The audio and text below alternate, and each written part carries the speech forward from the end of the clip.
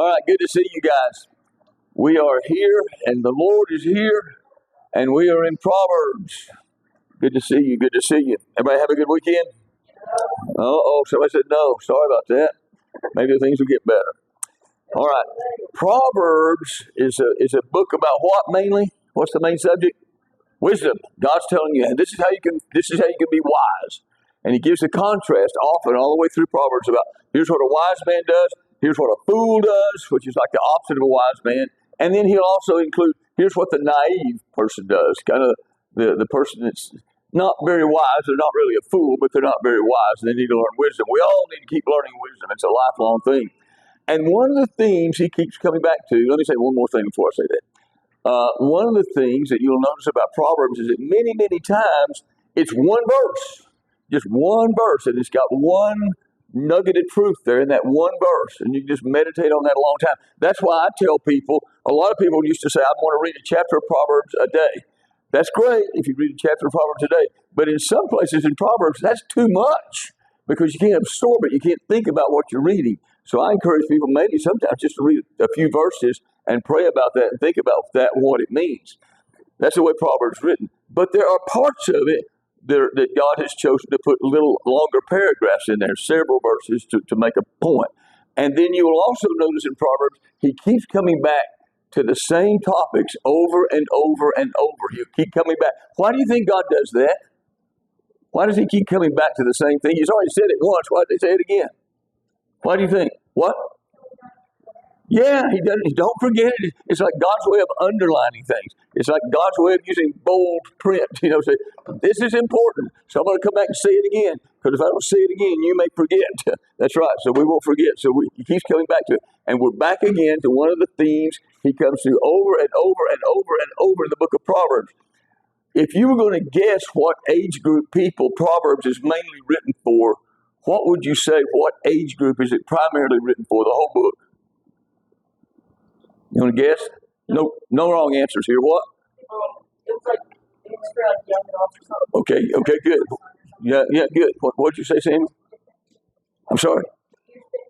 15, yeah. Okay, young adults. Yeah, I think those are great answers. I think it's mainly written for young adults, maybe older youth and young adults. Now, that doesn't mean it's not for everybody. It's for me too. It's God's word, and we all need to listen. But God knows that you're going to be making a lot of decisions about how to live your life right now and in the next few years, and he's wanting you to make good decisions and be wise. So here he comes back again to this theme. Listen very carefully. This is God's word, and there are about 5 verses here today, okay? All of this is 5 verses. Think about the word picture. Try to picture what he's talking about here in your mind as I read it. This is God's word.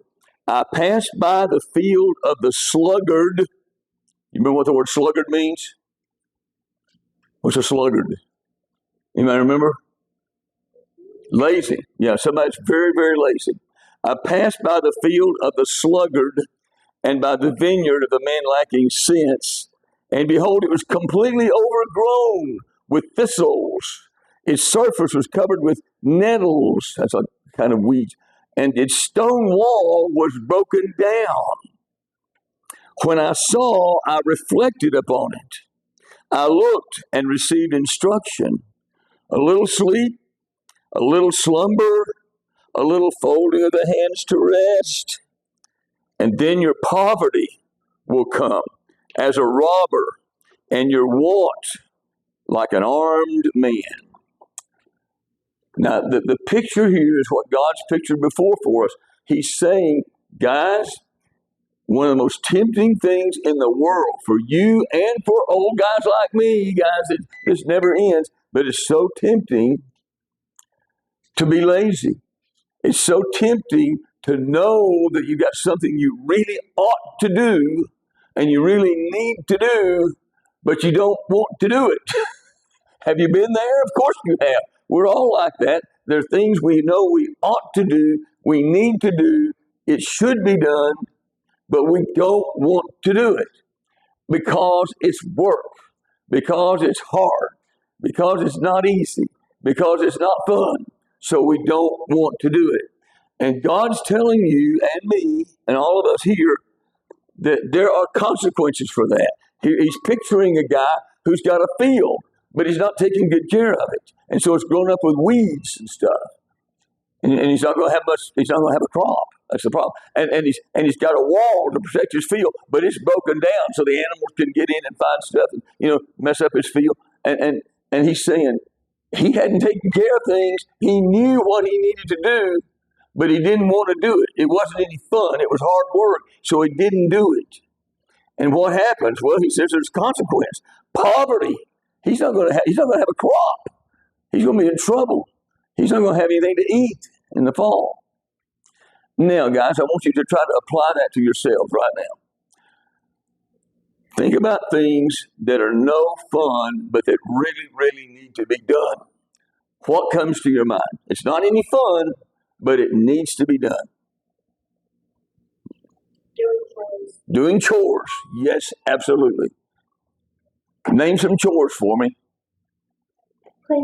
Cleaning your room. Emptying the dishwasher. Doing the laundry. Any other chores come to mind? Sweeping. What? Gardening. Oh, gardening. Okay. Any other chores? Okay, anybody have to mow the lawn? Of course, lawn mowing season's over, but some of you have to mow the lawn. Some of you have to rake the leaves, things like that. Yeah. Anybody have to wash dishes? Yeah. So do I, by the way. Chores never end. Are they fun? Well, maybe occasionally, but usually we don't think of them as fun. We just don't want to do it, so we postpone it, especially stuff like cleaning your room. Yuck. You know what I mean? Yeah. But there's a consequence for that. What about here at school? Can you think of things that require work and discipline, but not much fun? First in the morning classes. All right, first class of the day. Schoolwork, just about any schoolwork, right? A lot of math. I mean, a few students love math, but most students hate it. How do I know? Because I taught math most of my life. I know. How about ACT? Most of you guys are going to take the ACT one of these days. You may not have to, but some of you will. Listen, guys, it's no fun to study ACT. It's hard work. And listen, you can't just get all you need to get. I've got an ACT class that I teach. But you can't just come and sit in my class and learn all you need to learn by watching me. It won't work that way. You got to work on it yourself. You got to get an ACT book. You got to practice these problems. You got to study. You got to work. It's not any fun. But if you don't do it, what's going to happen if you take the ACT? You're going to be in trouble. Yeah, you're going to be in trouble. You're not going to like your score. So I'm just saying the things that count most in life usually require a lot of work.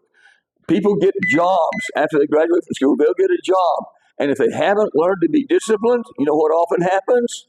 They don't stay on the job very long. They don't do very well because they haven't learned to make themselves do the work that's not much fun to do.